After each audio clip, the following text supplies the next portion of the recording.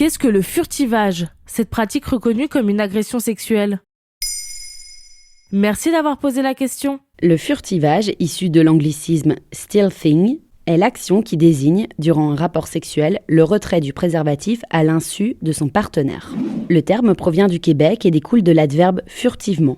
Depuis août 2022, la Cour suprême canadienne considère désormais l'acte de retirer un préservatif sans le consentement de l'autre comme une agression sexuelle.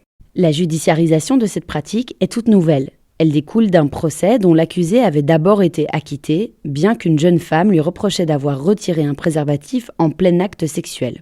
La Cour d'appel de la Colombie-Britannique a fait appel de la décision et a ordonné un nouveau procès.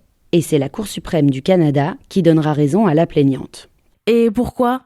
Elle estime que le port du préservatif est une condition à la relation sexuelle et fait partie de l'activité à laquelle la personne a consenti. Consentir à une relation protégée ne revient pas à consentir à une relation sans préservatif. Selon la juge Sheila Martin, non sans préservatif ne peut vouloir dire oui sans préservatif. C'est une pratique fréquente? Difficile à dire. Selon la juge en question, elle est de plus en plus fréquente, ce qui a justifié l'augmentation des recherches sur le sujet en sciences sociales. Mais le phénomène n'est pas aisément quantifiable. D'après une étude de 2019 reprise par le média The Globe and Mail, 18,7% des participants, principalement des étudiants et des étudiantes, ont un jour été victimes d'un retrait non consenti du préservatif.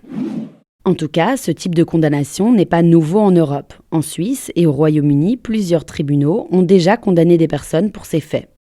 Outre-Atlantique, la Californie est parvenue à rendre illégale cette pratique. Les victimes peuvent désormais demander des dédommagements, mais pas porter plainte au pénal.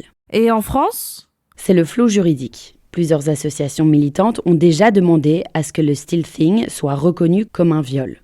L'avocat Antonin Payet plaidait dans ce sens dans les colonnes du journal Libération à l'automne 2020. Dans le droit français, le viol, donc la pénétration sans consentement, est caractérisé par la contrainte, la violence, la menace ou la surprise. Selon l'avocat, la surprise est un moyen d'outrepasser le consentement en développant un stratagème pour induire en erreur son partenaire. Selon moi, le stealthing devrait revêtir la qualification de viol par surprise, à condition d'étendre la notion de surprise au choix de porter un préservatif. Voilà ce qu'est le furtivage. Maintenant, vous savez, un épisode écrit et réalisé par Johanna Cincinnatis. Ce podcast est disponible sur toutes les plateformes audio, et pour l'écouter sans publicité, rendez-vous sur la chaîne Bababam Plus d'Apple Podcasts. Ba, ba, ba.